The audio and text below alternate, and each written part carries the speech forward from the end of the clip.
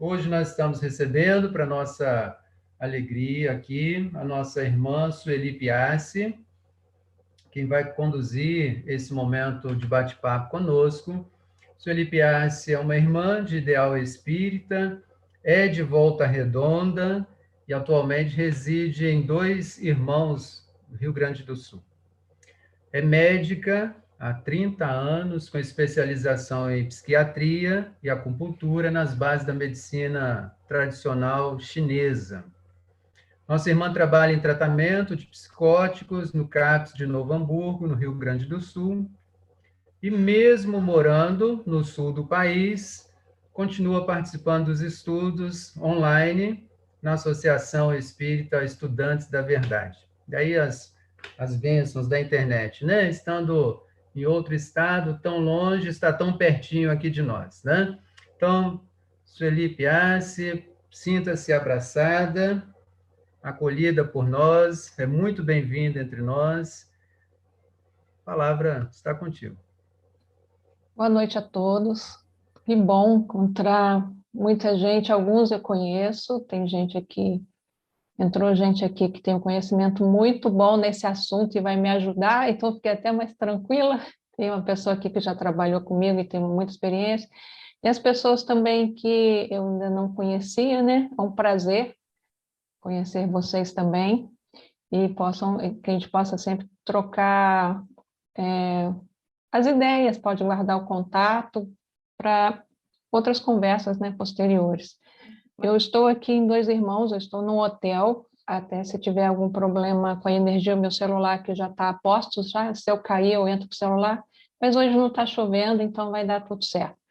Mas hoje, aqui está acontecendo uma festa chamada Kerb, que na verdade não está tendo tanta festa por causa da pandemia, mas o Kerb é uma tradição alemã, essa aqui é uma cidade alemã, tipicamente alemã, em que essa festa é para celebrar com os vizinhos. Mas é uma festa que até 2019 era o carnaval, né? Tipo um Oktoberfest, as pessoas bebem muito. E no hotel que eu estou hoje, o hotel está lotado, tem um restaurante na rodovia em frente que ficou o dia inteiro bem movimentado, e o pessoal bebendo muito. Eu saí para almoçar, e é uma característica, né, dessa festa, o pessoal toma muito chopp, muita cerveja. Aí, à tarde, hoje o dia estava muito bonito, eu vim para cá terminar assim, de preparar o assunto que é sobre dependência química, né? E a dependência química, seja de álcool, de qualquer outra droga, ou seja, de vício de internet, de sexo, de comida, de jogo, isso tudo entra dentro do rol das doenças mentais, né? Existe no Código Internacional de Doença uma numeração, um CID, né? Que a gente chama dentro do Código Internacional de Doença, ele tem um número. A dependência química tem números, então é uma doença catalogada, uma doença com tratamento médico específico, né? E como doença, né, pelo significado de doença dentro da Organização Mundial de Saúde, ela vai envolver muita coisa, não só o físico. A Organização Mundial de Saúde, hoje em dia, também envolve até a espiritualidade, né? Mas também, principalmente, a parte social, né, entra muito nisso, não só a física e a psicológica, a parte social.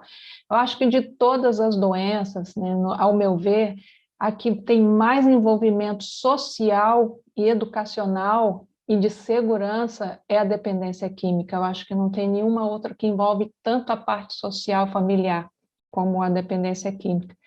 A gente fala social familiar porque a dependência química não é social só de classe pobre, né? Quem trabalha com isso vê pessoas de todas as classes, de todos os níveis ou de todas as cores e credos com o mesmo problema, famílias, todos os tipos de família na sociedade tendo o mesmo tipo de problema.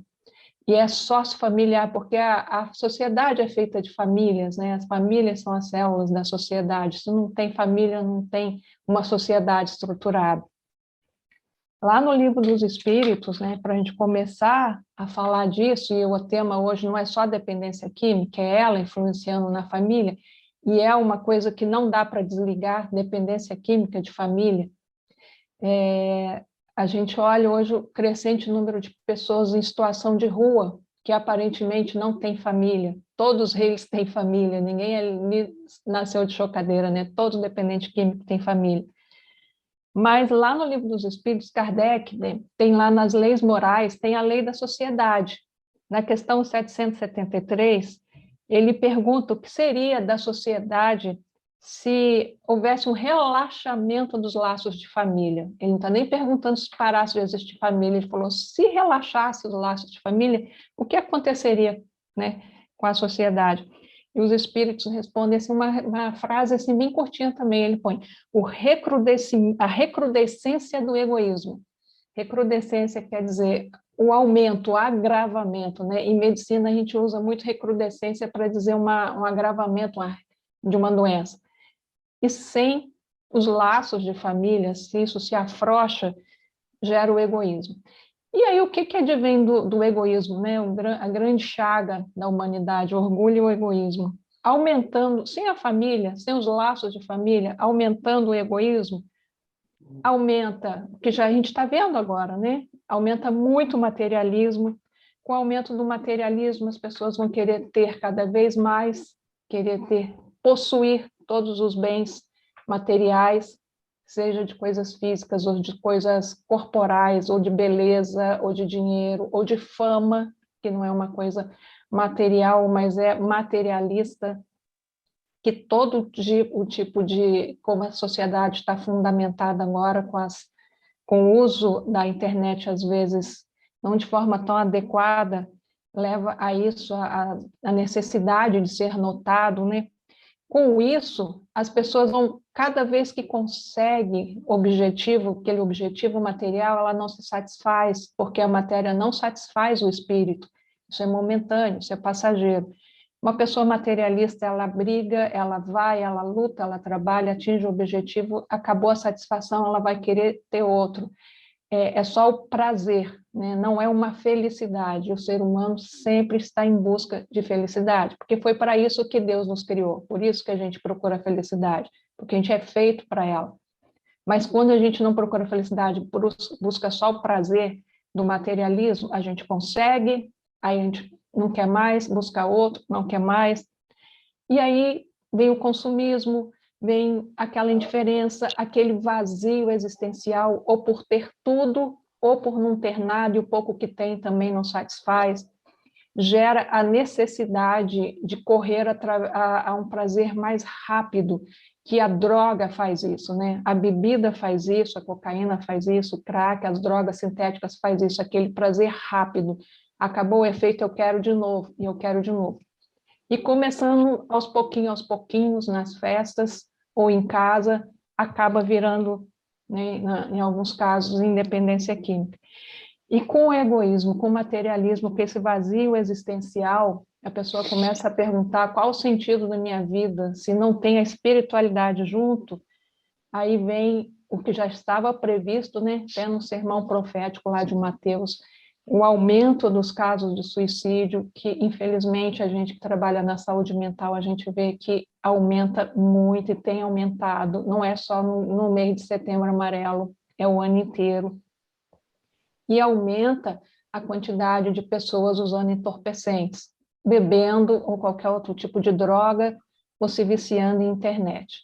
Gente, se eu estiver falando demais, Ronald, aí você já pode me cortar. Quem quiser, eu não vou fazer assim uma palestra, tá? Quem quiser já fazer pergunta, fazer algum comentário que seja pertinente, o Ronald já pode ir liberando, tá? Isso. Com Então, certeza já temos algumas aqui, mas a gente espera você amarrar essa ideia e a gente começa a lançar aí. eu só vou amarrar nesse sentido da importância da família com relação à dependência química, nesse sentido. Sem a família, sem um laço que una a família, é claro, vai piorar o egoísmo, vai piorar o materialismo, vai piorar a insatisfação pelo prazer e as buscas cada vez mais de um prazer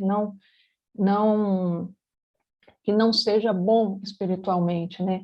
Então, vem o imediatismo, você não mede mais consequências. E a dependência química é assim, não adianta a família chegar para o dependente químico e falar, isso vai te fazer mal, isso acaba com a tua vida, isso está tendo consequência no seu perispírito, depois da tua morte. O dependente químico, ele é imediatista, ele só vive o hoje, tá? Ele quer o prazer de hoje, ele não vai acreditar que ele vai adoecer, que ele vai morrer, ele quer o prazer de hoje. Não é assim que se aborda. Daí a importância, né, da orientação de famílias de dependente químico, de orientação quanto a essa coisa que a gente chama de comorbidade, que a família, né, acaba entrando na onda daquela codependência dos pacientes. Então, o que necessita, né, a educação que a gente chama de psicoeducação, não só do usuário, mas também da família e de todo aquele grupo. Porque quando a gente for falar de tratamento dessa doença, o tratamento não é só medicamentoso ali com o paciente, não é só também um tratamento espiritual com aquele indivíduo que está doente, é também com a família, porque quem já trabalhou com dependente químico, a gente vê em todos os casos, 100% dos casos, se eu tiver errado, Dona Eunésia, e acho que é o Valtair, né, que trabalha também com dependente químico, se tiver um outro aí que eu não conheço, pode falar, não, tem família que não tem ali o problema. Quando a gente fala o problema de família, aí vocês vão levantar questões, falam, então a culpa é da família? Será que a culpa é da família? Não, não é bem assim, não. A gente vai ver ali, tanto no Livro dos Espíritos quanto lá no Consolador, fizeram essa pergunta para o Emmanuel, né? Kardec também fez essa pergunta, né? Quando a família faz tudo o que pode para levar uma pessoa, né, para um bom caminho, ser uma pessoa de bem, ser uma pessoa de bem também no sentido de entender as próprias frustrações, não fugir ou para o lado de droga, para o lado do crime, quando os pais fazem tudo a respeito disso, os pais ou quem criou, e isso não dá certo. Mesmo assim, a pessoa tende a escolher uma coisa que não é boa para ela.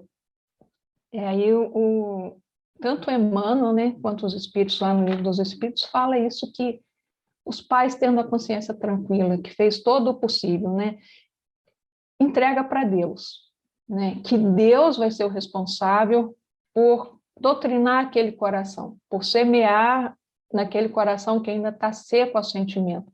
E às vezes esse ensinamento da providência divina vai vir através da dor, né? E aí a família vai entender nessa codependência que às vezes a dor que o filho vai estar passando, ela não vai entrar naquele buraco ali, se sentindo totalmente culpada por aquilo tudo, sendo que ela fez tudo o que podia, e a escolha, tem que saber que a pessoa tem o livre-arbítrio, tem a liberdade de escolher, e ajudá-lo em todos os sentidos, né? Emmanuel fala assim, mas o que é até onde os pais ajudam? Até onde? Até quanto ir, né? A gente que trabalha, a gente sabe assim, a gente tem que ter uma coisa chamada assertividade, que é muito difícil de dosar, é uma balança bem difícil. Até onde você ser duro ou você ser permissivo demais, tanto com os filhos ou quanto com o filho que traz um problema desse de dependência química, né? A gente sabe que a educação ali, por isso que a família é tão importante, a educação na criança é a melhor fase para você ajudar um espírito reencarnante. Todos nós somos espíritos com várias reencarnações, né? Então a gente traz sempre muitos vícios, né? Muitas mazelas de vida passada, e é durante a infância, por isso a necessidade do período da infância em que a gente pode ser moldado e ser modificado em algumas situações. Então, os pais, né, que têm esse relaxamento, esse afrouxamento familiar, de não ter dado limites, de achar que o filho pode ter tudo porque ele não teve, de que se sente culpado de que o filho tem que ter toda a liberdade que ele não teve, que não põe limites, que não mostra a necessidade do trabalho e que o mundo não é só uma festa, vai ter muita dificuldade na hora que o filho estiver usando droga. Tá? E claro que ele sempre pode mudar a atitude, e às vezes precisa de ajuda para isso, por isso que é importante tratar a família. Mas o pai que sempre soube limitar a liberdade, soube aconselhar e o filho faz questão de ser rebelde, muita dificuldade no relacionamento, porque às vezes na família tem aquele que já vem com muita dificuldade em relacionar com os pais, com os irmãos. Às vezes tem uma pessoa só da família que ele se dá bem, né? Ou é um irmão, ou é um pai, ou é a mãe. Nos outros todos o relacionamento é muito difícil. E a gente vê casos assim na doutrina espírita, né? A reencarnação explica isso, né? Que vem situações de vidas passadas, né? Porque na doutrina espírita a gente acha que todos os casos, não, a culpa aqui não é da família, ninguém tem culpa, você é um obsessor que está fazendo meu filho ficar desse jeito, e a gente sabe que quem estuda direitinho a doutrina, os obsessores, né, são nossos irmãos, são filhos de Deus como nós também. Eles só atuam em nossos pensamentos quando a gente abre a guarda, quando a gente sintoniza com eles, né?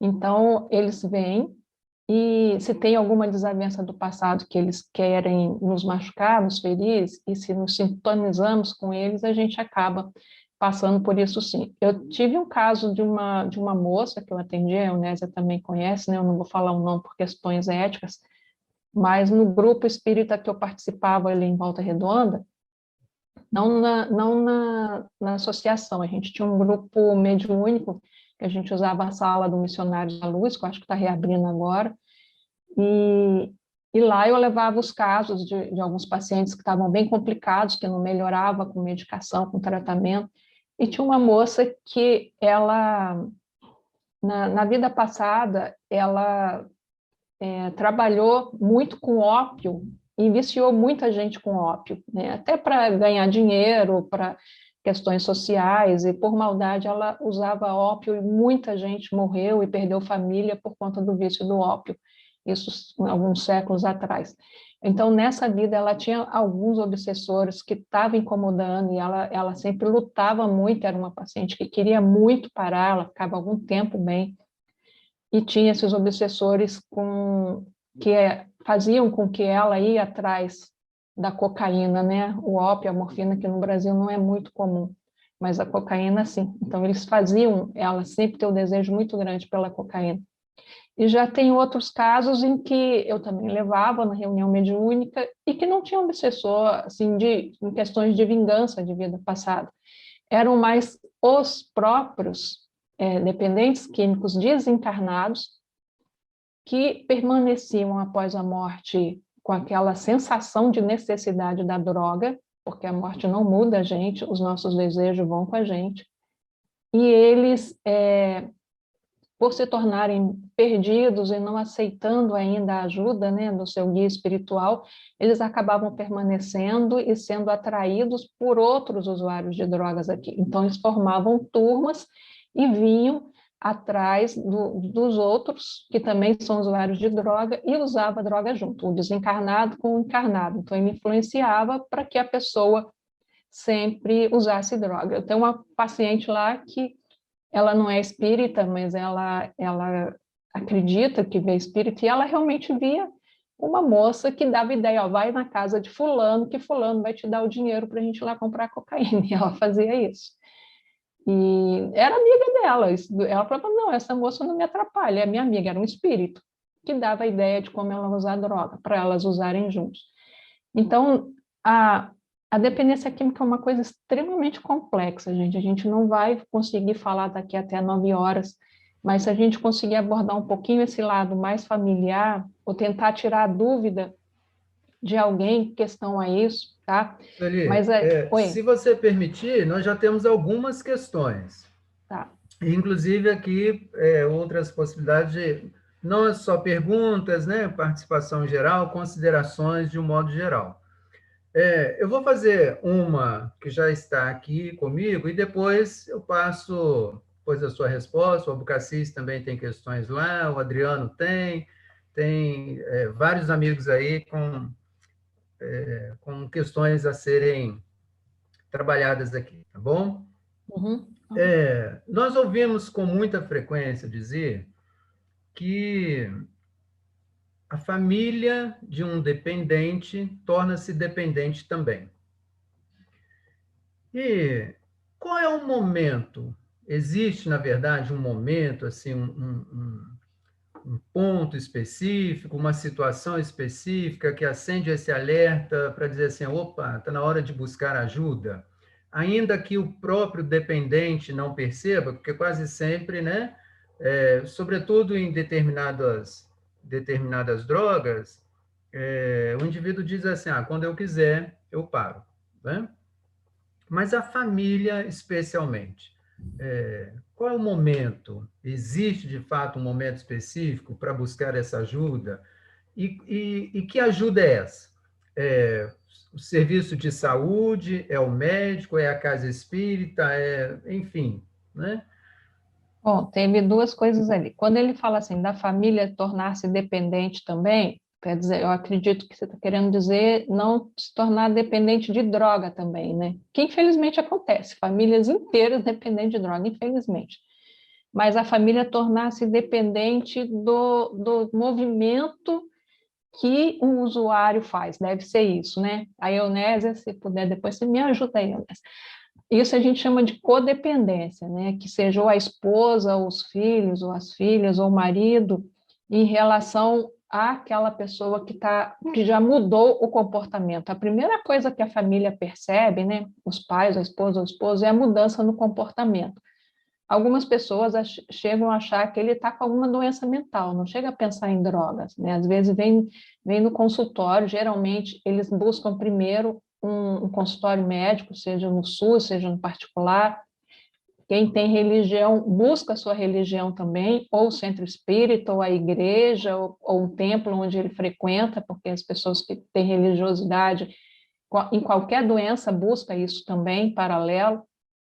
Mas a família, às vezes, chega achando que o filho está tendo algum tipo de doença. O filho começa a ter um comportamento diferente, ou às vezes muito quieto, ou às vezes muito extrovertido, ou às vezes muito irritado.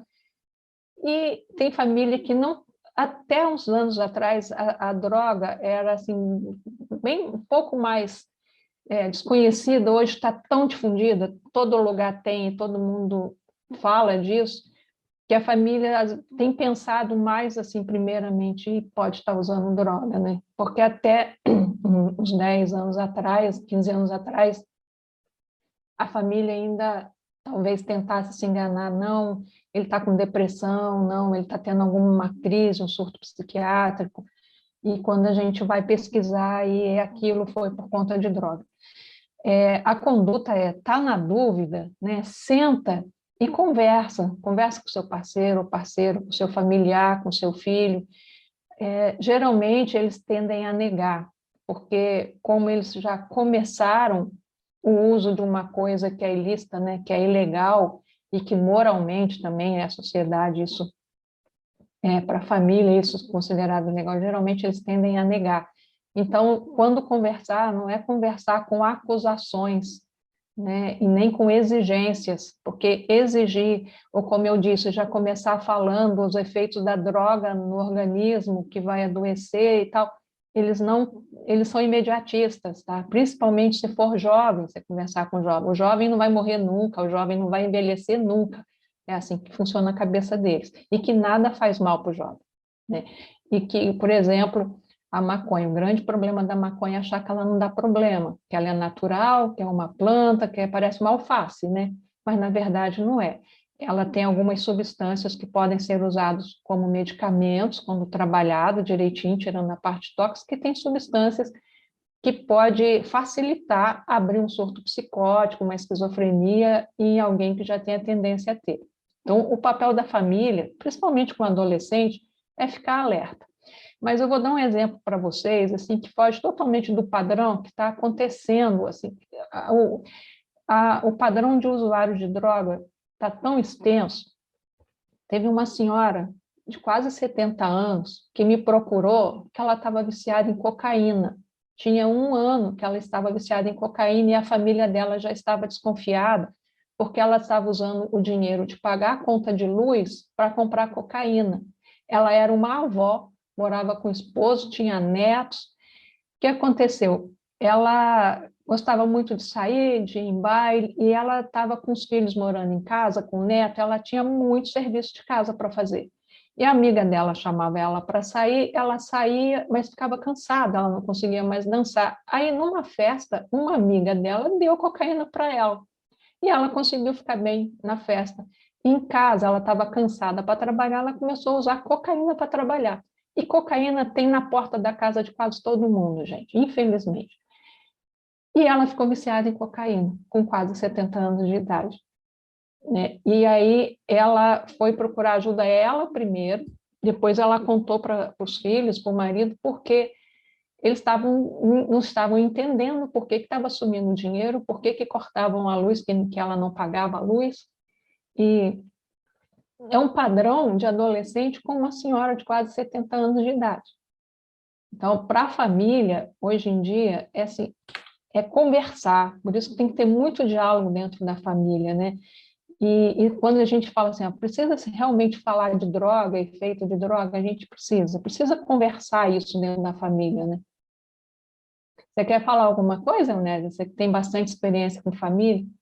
O que acontece? A família, ela vai buscar ajuda quando a alteração do comportamento do dependente torna-se maior, porque ela tenta de todas as maneiras controlar e não consegue.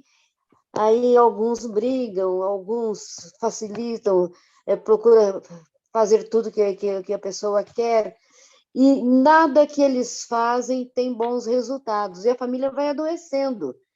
É nesse momento que a família busca ajuda. E o que eu percebo é que a grande maioria das pessoas tem uma dificuldade muito grande de encarar essa doença. A dependência química, quando bate numa porta, a família fica desesperada. E o comportamento deles é bastante inadequado, deixa muito a desejar, eles não conseguem controlar o dependente, e aí eles adoecem. Alguns começam a facilitar a vida deles, achando que fazendo tudo que eles pedem que vai ajudar, tornam-se muito agressivos. Então, nem a facilitação, nem a agressão ajuda. Então, a doença da família normalmente esse desequilíbrio emocional e que eles perdem totalmente o rumo, eles não sabem o que fazer. E aí vem a hipertensão, vem um problema de depressão também. E uma das coisas que piora muito é quando a família quer controlar o incontrolável, né?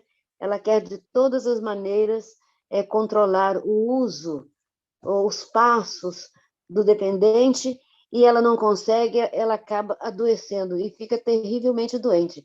E quanto mais ela tenta resolver sem buscar ajuda, mais difícil fica o relacionamento do dependente da família. É verdade, a demora em reconhecer isso e procurar ajuda é ruim, tá? Porque a família realmente ela tenta mascarar, ainda mais se é uma família de nível financeiro maior, ela socialmente ela acha isso ruim, ela tenta evitar o máximo possível. A gente vê nas comunidades mais pobres, os garotos com 11, 12 anos, né, já é outra questão, né, de segurança também, já estão se envolvendo no tráfico, e a família, às vezes, também participa do tráfico, tá? Tem pai e mãe no tráfico, o filho está no tráfico, e nem todo traficante é viciado, né? Até o traficante viciado não é bem visto entre eles, pelo menos assim eles me contam, né? Os pacientes me contam. E aí a família não dá muita bola quando na comunidade um garoto começa a se drogar porque todo mundo está usando, mas em alguns casos, esses que têm tendência já ao vício, gente, porque a dependência química, ela tem uma parte genética, tá? Ela tem uma parte ali que a pessoa já nasce com tendência a se tornar viciado. Tem pessoas que usam droga de forma recreacional e não são viciados, e tem outras que começam a usar, na primeira e na segunda vez já se tornam viciados. Quem faz uso recreacional, frequente, a tendência é se tornar um viciado também, tá? Mas outros, na primeira ou na segunda vez, já se tornam viciados. Então, a família sempre acredita que não, que ele vai parar, ou se ele se tornar um viciado é porque ele é um fraco, ele não tem a cabeça boa para isso, ele é inferior aos outros, né? Então, tem essa cultura também ali, tanto nas comunidades mais pobres, de valorizar quem usa a droga e consegue vender e se mantém com a cabeça firme, e o que se vicia ou entra em crise, ou até mesmo um surto psicótico por causa da droga, ele é excluído. E nas famílias mais que têm dinheiro, de tentar esconder isso, né? Tem filhos de juízes que precisam de internação, vão internar longe, em outro estado, para que a sociedade não saiba, né? Mas a família se tornando dependente, como a Eunésia falou, isso é muito comum, muito frequente, porque a família, quando ela começa a se preocupar e tratar o familiar ali, ela tem um sentimento de culpa muito grande. Então, ou ela faz tudo que o outro quer, o dependente químico, ele é ardiloso, ele tem uma característica de simular muita coisa, de mentir para conseguir dinheiro para comprar droga. E a família cai em todas as conversas, né? Por culpa, por sentimento de querer ajudar, mas não saber como, e acaba em todas as conversas deles, eles acabam cedendo e acaba piorando a situação, né? Então, a família precisa de ajuda, porque se ela fizer ao contrário, eu vou abandonar, mandar embora de casa, também não ajuda. Então, ela está muito adoecida por esses dois extremos, ou facilitar demais a dependência, ou de excluir demais, né? Não lutar mais pelo filho ou pelo familiar ali, pelo companheiro, e acabar deixando que ele chegue àquele ponto em que ele fica em situação de rua, em que ele vai ser resgatado pela própria família numa situação já mais bem deplorável, infelizmente. Sueli, Oi. Adriano, boa noite, tudo bem? Então, eu vou tentar organizar minhas ideias, porque as pessoas foram falando algumas coisas que eu queria perguntar e comentar com você, até já foram citadas, mas como eu quero participar, é o seguinte, quando eu peguei esse tema, me ficou assim, um pouco na cabeça, em relação, quando a gente fala de família e de dependência química, eu fiquei me perguntando assim, se havia uma coisa meio genérica do como identificar o início. A gente sabe que, espiritualmente falando, existem as questões das tendências espirituais, né?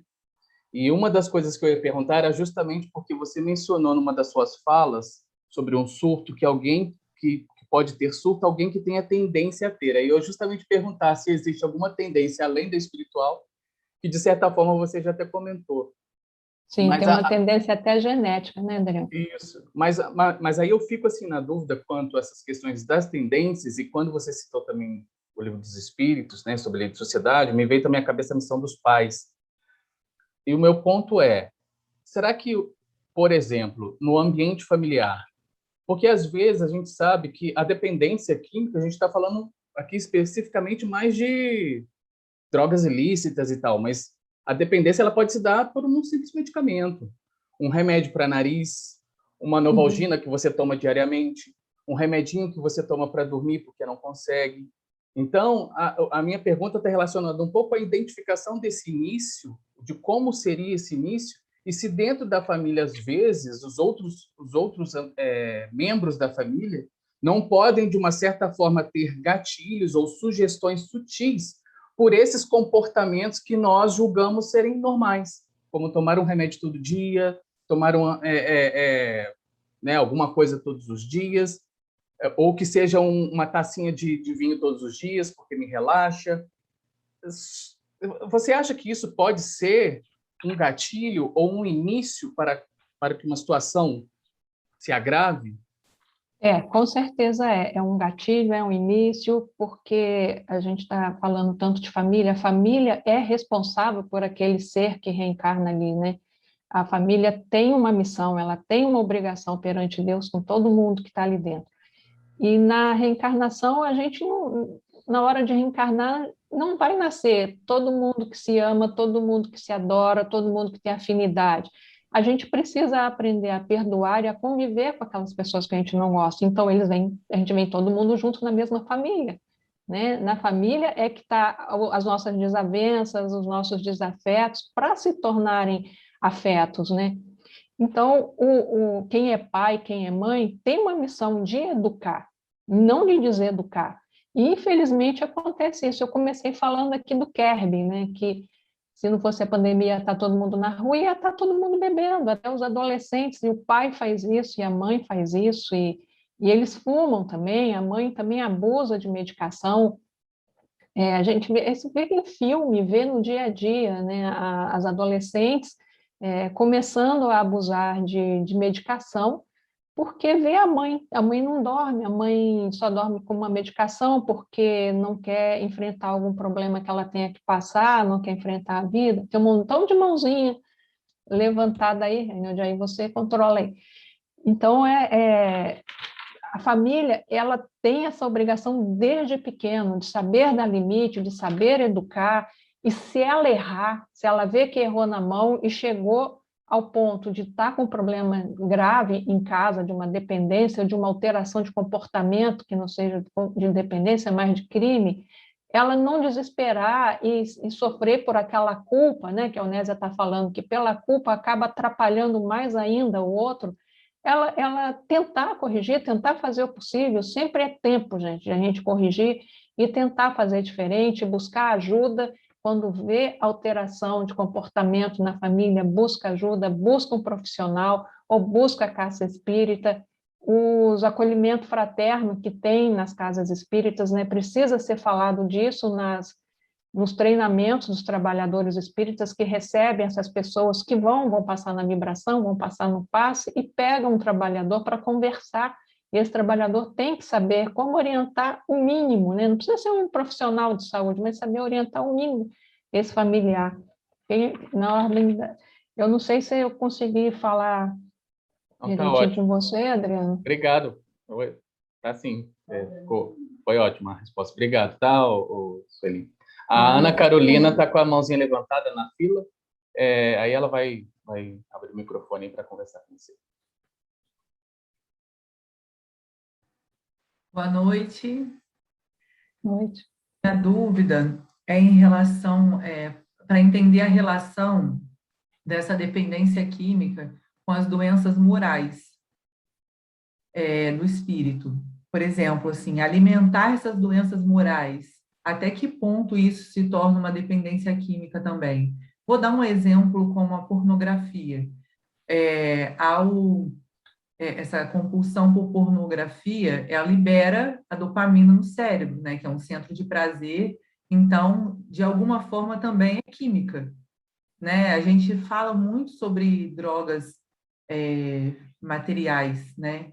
Sobre álcool, sobre cocaína, sobre crack, mas muito pouco sobre como essas outras doenças morais, assim, essas doenças que são invisíveis aos olhos de todas as pessoas, né? Como isso afeta. Eu queria entender um pouco se também é dependência química por trazer essa liberação dessas químicas do cérebro e fazer com que a gente sinta prazer e que queira isso mais e mais e acaba se tornando um vício. Fala um pouquinho, por favor. É uma dependência, sim, apesar de não ser química, de você estar ingerindo uma química, é dependência, é a mesma coisa que tem a dependência de jogo, de internet, né? Que você senta naquela cadeira, não sai, só sai para ir no banheiro, dorme ali, come ali, tudo é dependência. O cérebro humano tem, não só do humano, né? Dos mamíferos em geral, ele tem um sistema de recompensa lá dentro do cérebro, tem uma área do cérebro que determinadas coisas que você faça ou que você ingere aciona esses mecanismos ali de dar prazer no cérebro, é como se fosse uma recompensa. E o seu cérebro, quando não tem aquela substância ali, seja a endorfina que você falou ou a droga que ele usa, né, ou a endorfina provocada pelo jogo, pelo sexo, ou seja o que for, o cérebro sente falta, ele vai querer sempre estar aquilo presente para ele se manter bem. Só que a gente vai lembrar que quem manda no cérebro, né? O cérebro é como se fosse um piano, tem um pianista tocando esse piano é o espírito. né? O pianista, o espírito está ali movimentando aquela parte do cérebro que está ávida por isso, ávida por aquilo, né?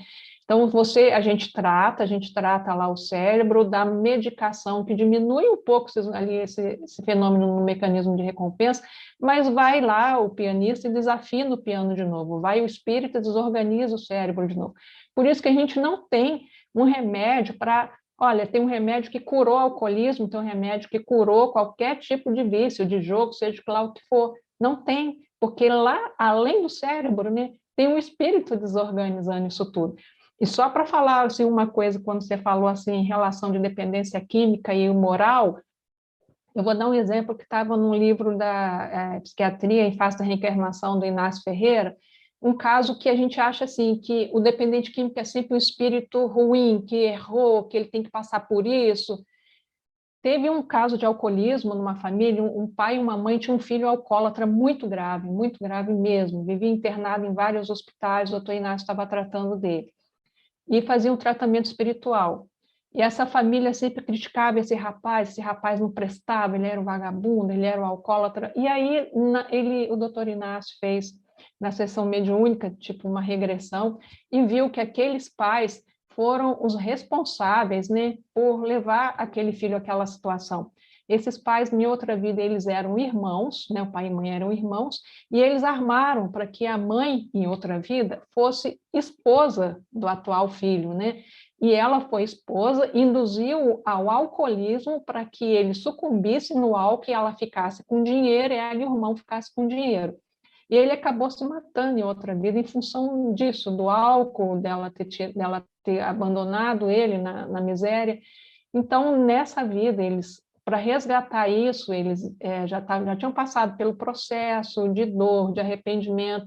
Então, eles vieram, né, os dois irmãos, como marido e mulher, e trouxe esse rapaz, esse antigo amante, como filho para cuidar dele e ajudá-lo nessa dependência de álcool. Então, ele, que foi uma vítima, né, na outra vida, trouxe, né, ele não soube lidar com aquilo também, continuou com o alcoolismo, e esses pais agora estavam com a responsabilidade de ajudá-lo. Então, às vezes, a gente julga o problemático da família, o viciado da família, e às vezes, né, ele está ali em questão de resgate, em situação que a gente não pode entender. Então, a gente nunca deve julgar ninguém, né? Quem que está lá na lista agora? Agora é a Amanda. Pode falar. Boa noite. A minha pergunta era muito parecida com a da minha irmã, que acabou de fazer, mas vou tentar fazer de uma forma diferente. Ela falou também sobre as doenças morais, e o Adriano falou sobre esses pequenos vícios que a gente vai adquirindo no nosso dia a dia.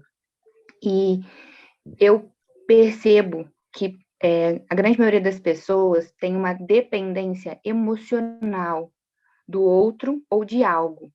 Essa dependência emocional, essa necessidade de ser preenchido a todo tempo, seja com o que for, facilita o caminho para o uso de drogas, seja ela medicamento, seja o álcool, seja as drogas ilícitas. Essa dependência do outro, essa coisa que a gente não cresce aprendendo a ter a sua autorresponsabilidade, a ser um indivíduo que não seja tão manipulado, seja sugestionado, né? Vamos pôr assim. Essa deficiência que a gente vem trazendo durante muito tempo, isso pode ajudar com que leve para esse caminho? Sim, a Nésia trabalhava com isso, trabalha, né, com os grupos de família, quando a gente fala de codependência, né, quando eu falo que a família às vezes sente culpa, mas às vezes é isso, nem é só culpa, é a dependência emocional, né, de uma mãe por um filho. A gente vê, assim, eu vou dar esse exemplo, né, existem outros exemplos também, mas eu vou dar esse que é mais comum, a dependência emocional da mãe por um filho, e quando o filho começa a se tornar um viciado, e ela se desespera, porque ela fala até essa palavra, né? Eu vou perder meu filho para as drogas, né? Nossos filhos são de Deus, né? Nós somos responsáveis por ele aqui, mas nossos filhos são de Deus, né? Não são nossos filhos. E tem família que tem essa dependência muito grande, e se o filho ao sair de casa, seja para se casar, para ir morar fora. A gente vê pessoas que adoecem, entram em depressão profunda, né? Pais, né? O pai, a mãe tem a tal da síndrome do ninho vazio, e às vezes o ninho nem está vazio, os outros filhos estão em casa, mas um foi embora, ou casou para morar no bairro do lado, e eles têm essa sensação de vazio tão grande, porque perdeu aquela substância que dava aquele prazer lá no cérebro, que não é o filho dentro de casa mais. Aí você imagina, Amanda, um filho que não está dentro de casa porque está nas drogas, está na rua atrás de drogas, já naquela situação difícil. E aí entra nessa fase que a Eunésia falou. A família, principalmente a mãe, quer ajudar de qualquer jeito, faz tudo o que ele quer para voltar para casa, inclusive facilitar o uso de drogas, né? Tem família que fala, não, então vai usar droga lá dentro de casa, e deixa, né? E deixa que ele faça todo aquele movimento dentro de casa até ficar insuportável e a vida não dá mais conta da convivência dentro de casa. Mas isso que você falou é exatamente, você não perguntou, você falou uma coisa que é certo, que é o que existe, né? O Cassis. Sueli, com base lá na questão da Amanda e também na questão da Ana Carolina e um pouco do Adriano, eu queria fazer uma pergunta para você. Então, a viciação, de uma forma geral, na minha visão, ela é uma viciação que o espírito recebe aquela impressão, aquela sensação, então ele se vicia nessa sensação, independente dos sentimentos que geram. Então, as pessoas que são viciadas, por exemplo, em trabalho e em qualquer outra coisa que não é externo, uma química externa, mas a própria química interna, ou seja, a descarga química que o cérebro promove quando ele realiza alguma coisa. Então, eu pergunto, se uma pessoa em estado consciente percebe que as suas ações são promovidas ou disparadas a partir de determinada ação que ele comete. Então, ele percebe que, em vez de ele gostar daquilo que faz, ele faz porque gosta, no sentido de receber a impressão dessa descarga química do cérebro. E aí ele deixa de fazer aquilo que lhe dava prazer, porque ele considerou que é um vício. Mas, em compensação, ele deprime. E aí? Você teria alguma indicação, alguma orientação para esse tipo de pessoa?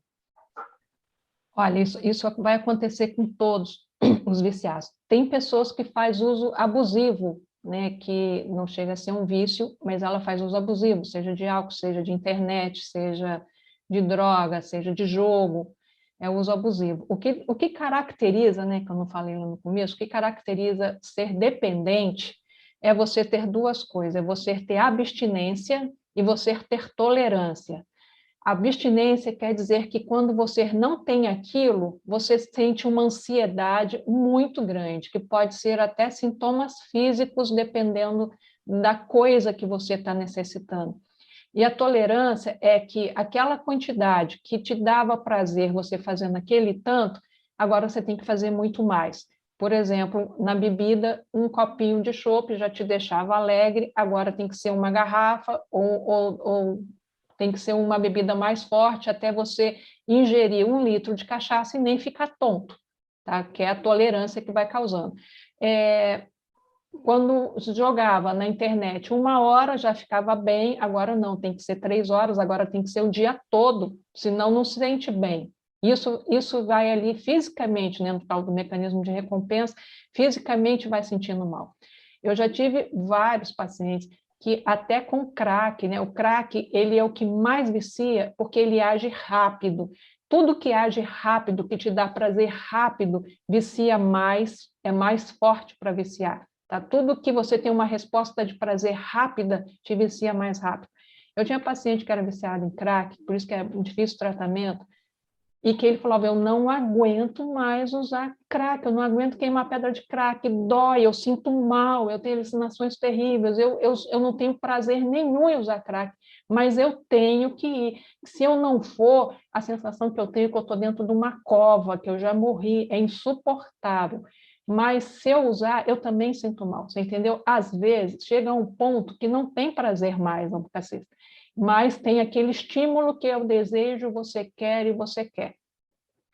Toda dependência química é atrelada à obsessão, seja obsessão por alguma desavença do passado, por comparsas do passado, ou obsessão de usuários desencarnados que fica atrás de pessoas para ele poder também sentir aquele prazer, porque o vício nos segue depois do túmulo. Então, lá na espiritualidade também tem tratamento para isso. E como tem livre-arbítrio, alguns não querem o tratamento nem depois de desencarnado e vem e usa os encarnados como isca para eles continuar tentando ter aquela sensação de prazer ilusória por estar perto. Então, para você, então é impossível tratar de dependência química assim? Não, não é impossível. Tem muita gente, né, que está livre. Eu lembro que uma época, eu era estudante ainda, tinha uma propaganda na televisão que tinha uma baita de uma mão, assim, com risco, droga, ou é a morte, ou é a cadeia, né? Um caminho sem volta, era droga, um caminho sem volta, dizendo, não entra para a droga porque não vai ter volta. E ainda bem que tirou, graças a Deus tirou essa propaganda, porque a droga tem volta, né? Não entre nela, porque é difícil, mas ela tem volta. Então, tem tratamento. E o tratamento depende muito, muito, muito do dependente, vai depender muito dele. A família dando apoio, dando amor, dando assertividade, dando os limites que precisa dar, aprendendo a dar esses limites, mas ele vai ter que, ele acha que vai tomar um comprimido e vai acabar a dependência química. Isso não existe. Se ele não houver uma mudança na vida dele, ele não vai sair da droga.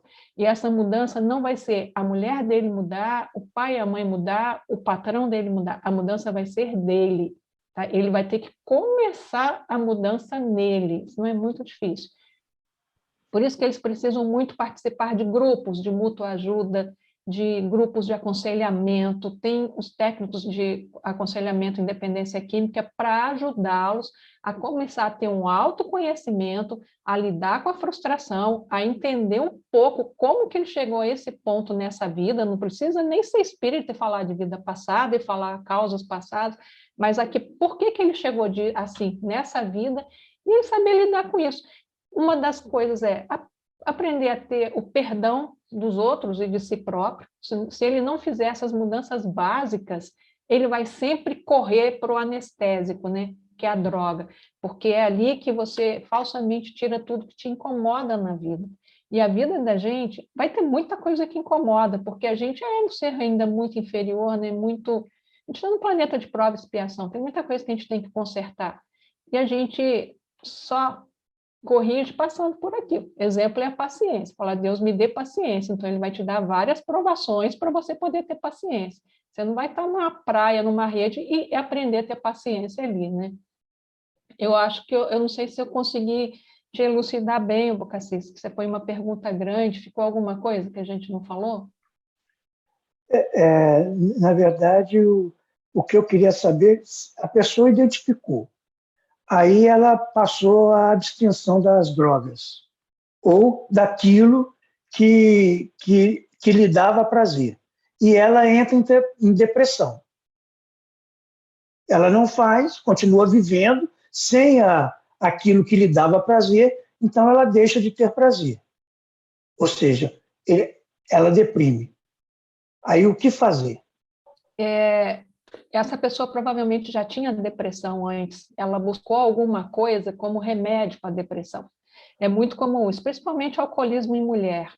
A pessoa ter depressão, não saber que tem depressão e saber que quando bebe ou usa álcool ou faz algo, né, faz algo que alivia um pouco aquela sensação de depressão. Quando para, tirou o falso remédio e a depressão volta. Então, o que acontece é que, geralmente, tem uma doença básica anterior a isso, Albucaci. Geralmente é uma depressão, que ela buscou aquela satisfação e, sem aquilo, a depressão vem de volta. E, às vezes, a depressão ela é assim, bem rasteira, como uma serpente, sabe? A gente tem uma coisa que chama de distimia, que muita gente tem a vida inteira, aquela tristeza crônica, crônica, crônica, que às vezes agrava muito, aí finge, faz conta que foi uma gripe, foi uma coisa ou outra, mas é uma depressão. E algumas pessoas experimentam alguma coisa que alivia temporariamente, mas não é a cura, entendeu? Então, precisa de psicoterapia, não só de remédio, psicoterapia, para ver qual era o buraco que tinha na alma, que aquela coisa tapava e agora não está tapando mais, né? Não sei se eu entendi. Quem vai falar agora? É a pergunta da Rosângela?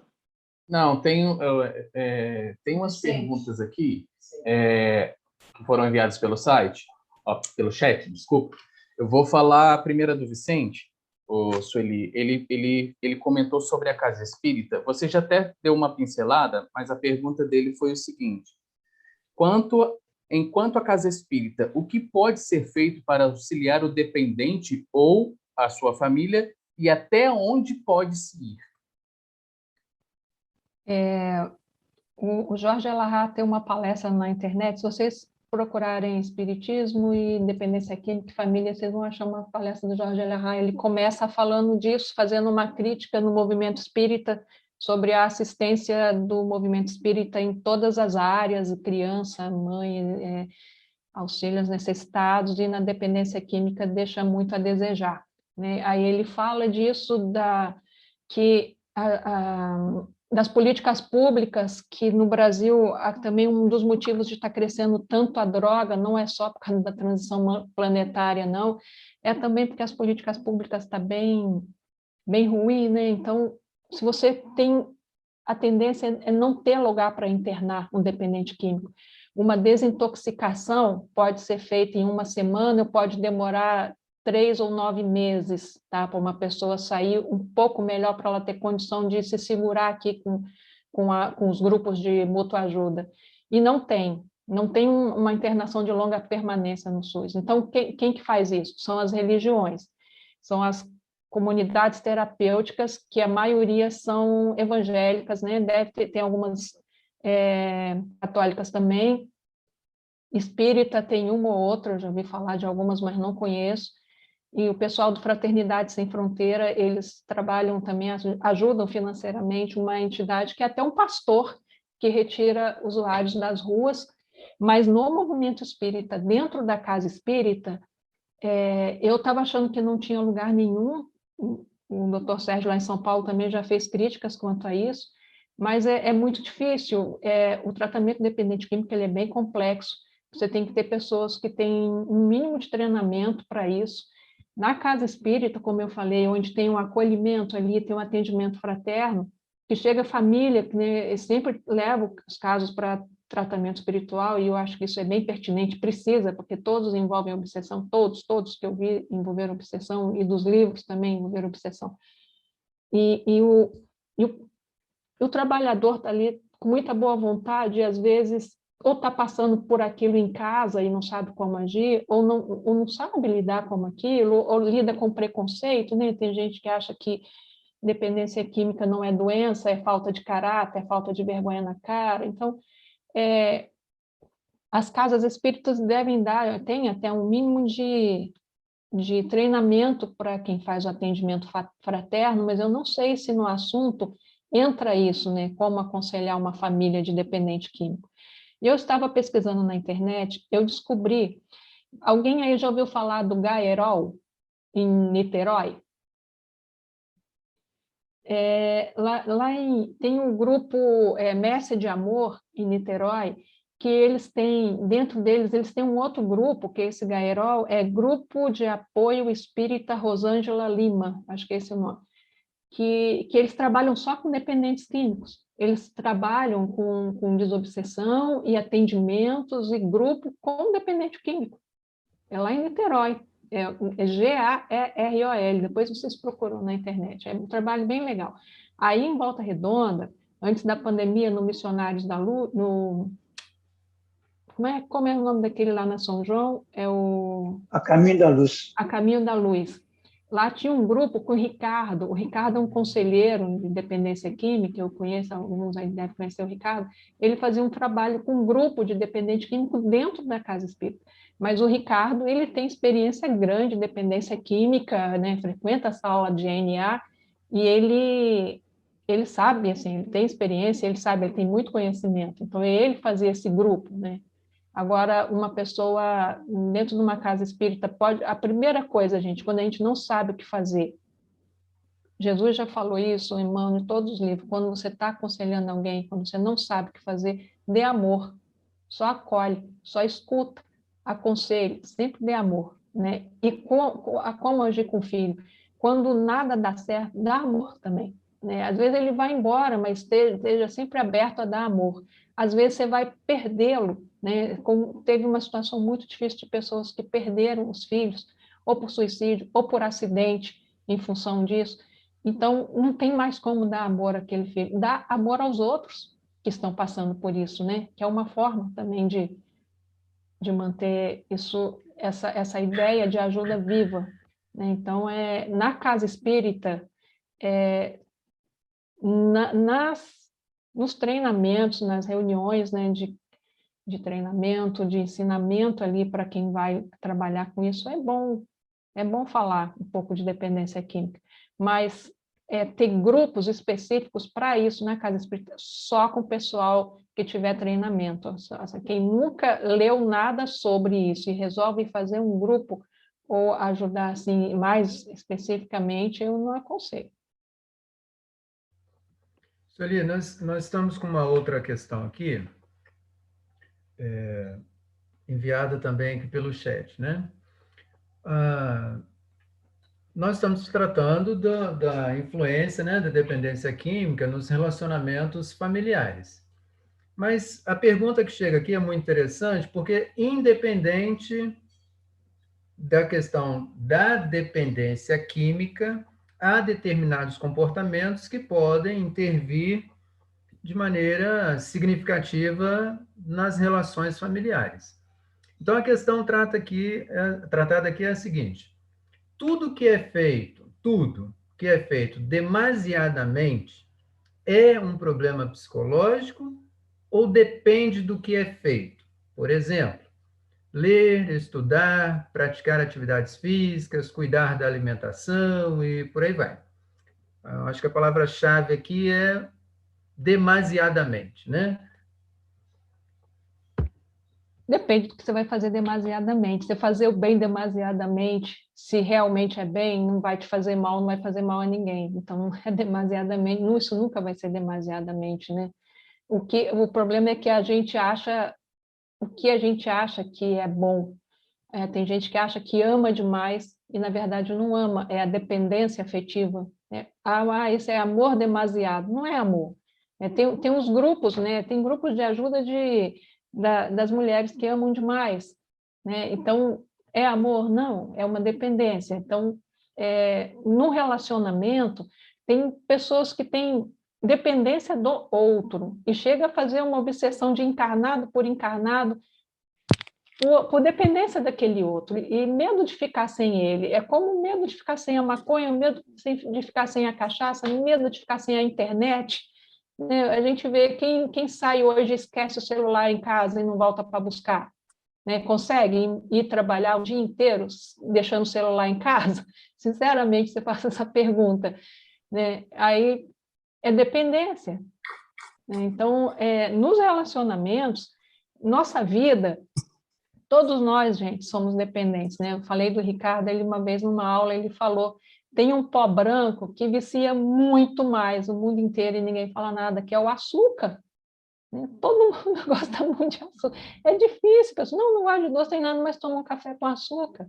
Então, todos nós, se a gente parar para pensar, todo exagero na nossa condição humana de hoje, de espírito imperfeito, os nossos exageros são ruins.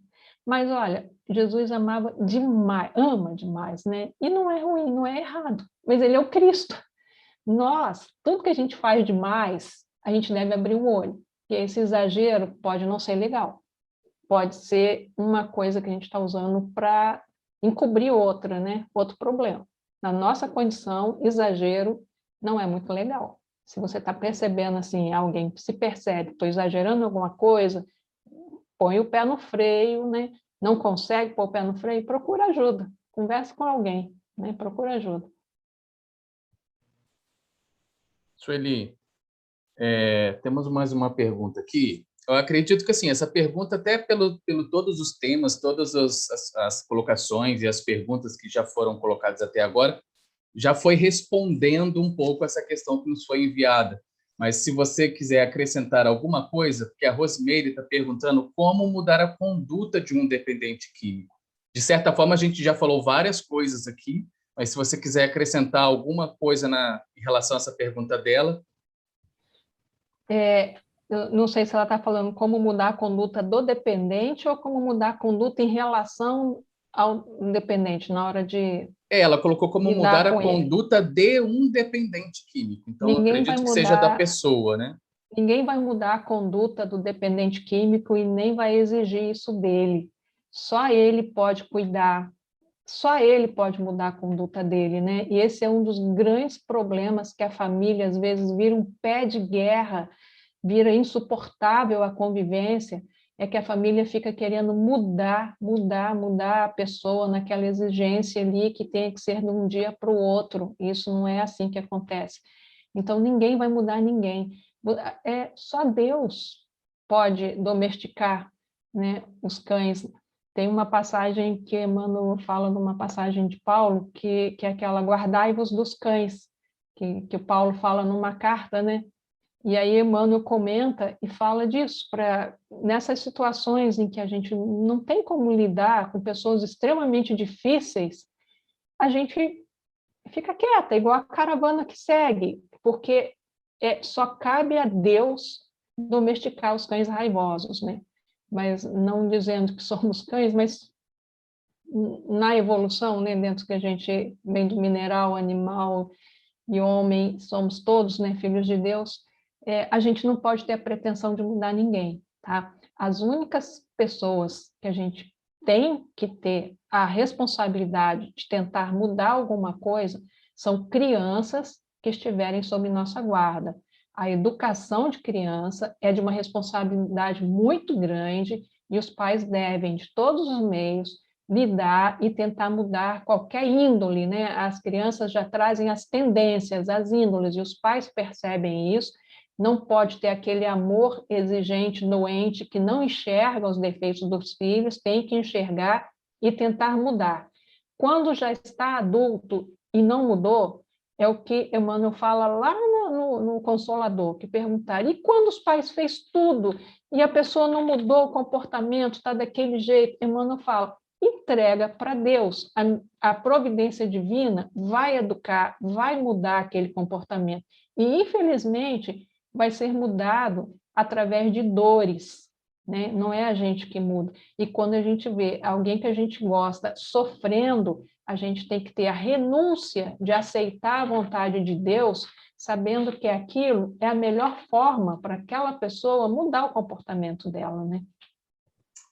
Obrigado, Sueli. A Eunice aí está com a mão levantada. Pode falar, Eunice. Ao invés de tentar mudar o comportamento do dependente, olhar para si e mudar o seu comportamento. E eu vejo isso muito no trabalho.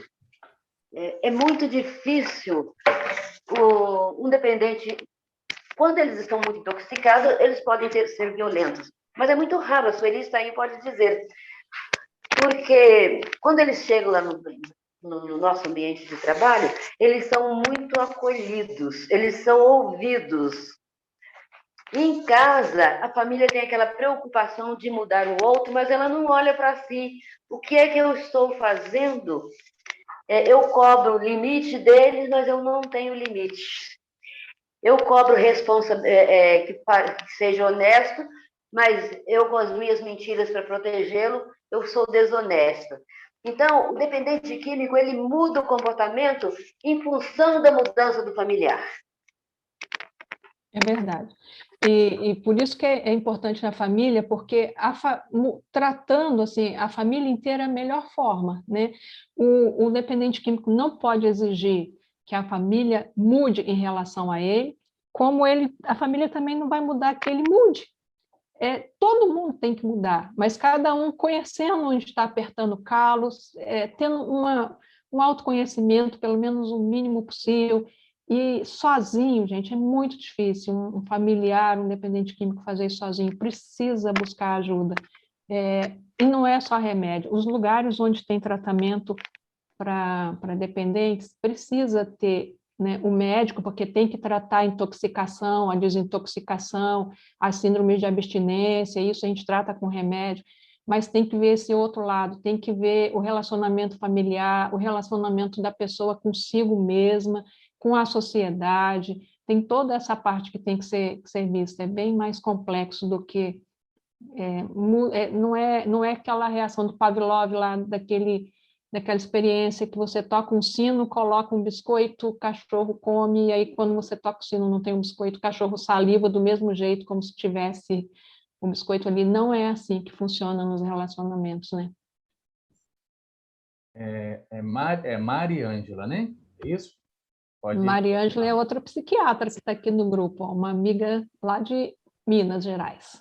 É uma colega, é uma irmã colega aqui de Minas Gerais. Eu estou achando muito interessante assim, a conversa de vocês. E tem uma coisa que está me chamando muita atenção. Eu sou psiquiatra também, mas não trabalho com dependência química. Eu atendo geralmente os familiares. Então, é muito comum no meu ambulatório eu receber mães e pais em grande sofrimento, maridos, esposas, filhos. E uma coisa que me chama muita atenção é que o foco fica muito no que a família fez, no que a família vai fazer, se tem culpa, se não tem culpa. E vamos mandar esse dependente químico para uma fazendinha, para um centro de recuperação, para o centro e tal. Mas eu não vejo muitos programas, tem muita atenção para com essas famílias na realidade. Então, por exemplo, pais e mães extremamente codependentes, com vínculos emocionais muito adoecidos, vivendo infernos imensos com esse filho, aí conseguimos mandar para uma internação, para uma fazenda de recuperação. 9 meses essa família fica totalmente abandonada, aguardando o que será que vem pela frente. Então, assim, eu acho que esse tema, família e dependência química, ainda põe o foco muito no dependente, a família como um coadjuvante, sabe? Eu acho que essa atenção para o sofrimento da família, para a codependência, para o que essa figura dependente química causa no núcleo familiar, ainda é muito pequeno. Porque fica muito na responsabilidade, fica muito no que essa família está fazendo ou não está fazendo, mas o sofrimento da família mesmo, ele tem pouquíssima atenção. Eu não sei se você percebe isso, Eli, ou se vocês percebem, mas assim, o único grupo que eu conheço que realmente pega a família, cuida e prepara essa família para a volta desse dependente, tratado ou não, é o Al-Anon, que é o grupo que cuida dos dependentes químicos. Que é onde a Eunésia tem um trabalho antigo, tá? Lá em Volta Redonda, no CAPS que eu trabalhava com a Eunésia, assim, é o único lugar que eu vi funcionando o grupo de família onde estava a Eunésia, né? E eu questiono isso. E ela tem um trabalho com a Al-Anon, que eu ia falar agora no final, assim, quando também a gente já está quase terminando, sobre onde buscar ajuda. O Al-Anon é fundamental, eles acolhem e eles estudam junto, eles aprendem junto a lidar com isso aí, não tem um professor ensinando, né? Prepara muito bem. Mas eu acho que os serviços públicos deveriam ter conselheiros capacitados para fazer grupos de família ou atendimento individual de família, como a Eunésia se capacitou sozinha e trabalha, não é valorizado esse trabalho, entendeu? Porque não tem tantos profissionais fazendo isso, porque não se valoriza isso. Eu vejo porque o trabalho dela era importantíssimo lá dentro e não é valorizado. Exatamente isso. Não tem. E no CAPS de Novo Hamburgo, eu trabalho com psicóticos, e não é só dependente não, né, Meire? Os psicóticos também, a gente tem que dar atenção à família, porque é muito difícil você ter um psicótico dentro de casa, tá? Eu não sei qual é a aprovação mais difícil, um dependente químico ou um psicótico dentro de casa. Psicótico grave, agressivo, é difícil, né? E não tem grupo de família, sabe? Eles trazem todos, a gente vê, na primeira vez que a gente põe o olho, a gente vê, gente, a família está toda desestruturada com essa situação e não tem atendimento à família. Eu tenho uma experiência do ambulatório aqui de Cerro, que nós ficamos 6 meses trabalhando um grupo de família.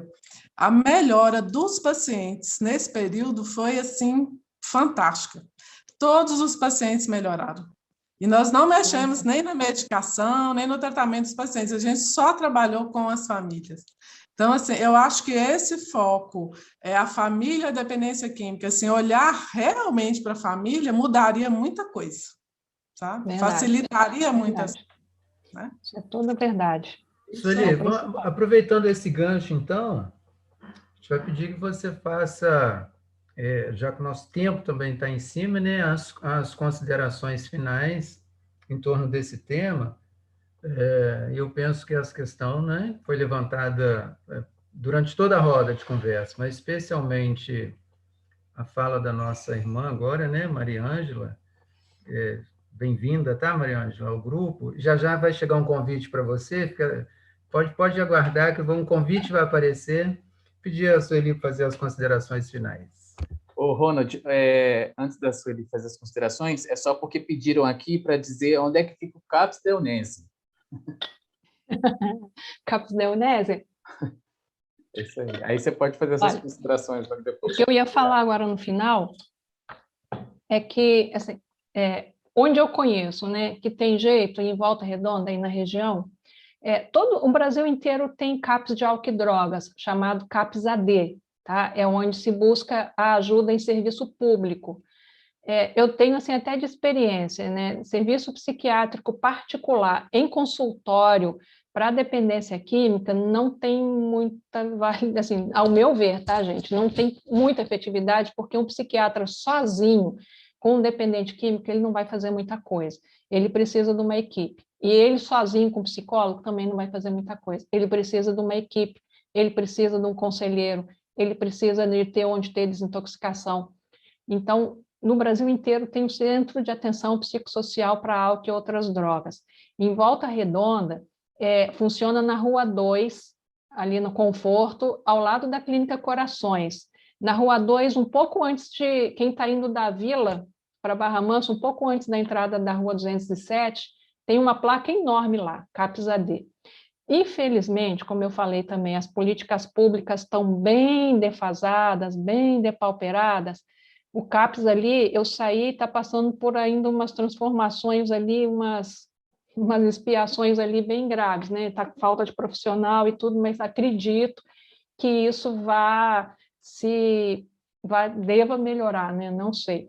A Eunese ainda trabalha lá, né, Eunese? Lá tem... Antes da pandemia, funcionavam os grupos, né, que está recomeçando a funcionar novamente, tem o atendimento da família, mas nos outros municípios também deve ter CAPS AD, eu só não sei se tem grupo de família bom lá, igual a Volta Redonda. Você ainda está lá, né, Eunese? A Eunese está lá ainda. E fora isso, tá? Fora serviços de saúde, tem o Alcoólicos Anônimos, que vocês já ouviram falar, e os Narcóticos Anônimos. Onde funcionam as salas deles, geralmente funcionam as salas do Alanon e do Nalanon. Tá? Em Volta Redonda tem vários, quase todo bairro tem.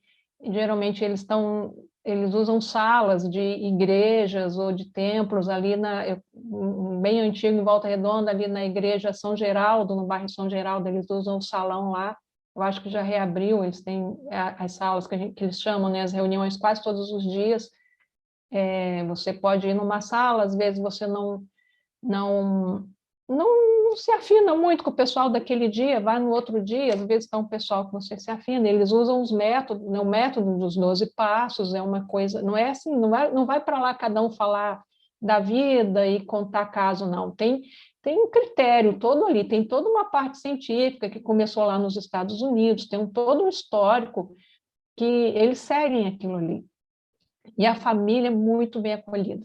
Infelizmente, gente, também tem família que vai numa reunião e não quer ir mais, ela não quer se tratar, tá? A gente precisa acolher e essa família tem que ter paciência com ela, porque ela está sofrendo, mas não a ponto de querer mudar, né? Tem gente que sofre só a ponto de reclamar, mas tem que esperar a hora de sofrer para a ponto de mudar. Aí tem que ter paciência. E aí ela acaba aceitando de ir, porque a gente pede, vai lá na reunião do Al-Anon, e eles vão uma vez, não gostei. Eu falei, vai em outra sala, vai. E a pessoa às vezes desiste. Tem que ter persistência, tem que ter perseverança, lidar com vício um dia de cada vez, como diz no AA, só por hoje, né? Viver um dia de cada vez. Jesus falou isso, cuida do dia de hoje, que amanhã vai ter seus próprios problemas, né? Então é viver um dia de cada vez da melhor maneira possível, né? E lembrando o mandamento maior, que é o que cura tudo, né? A gente amar um ao outro, né? Deus sobre todas as coisas e amar um ao outro. Que quando você não souber mais o que fazer, né? Só use o amor, né? Que o amor é a melhor solução ainda. É a solução para tudo, né?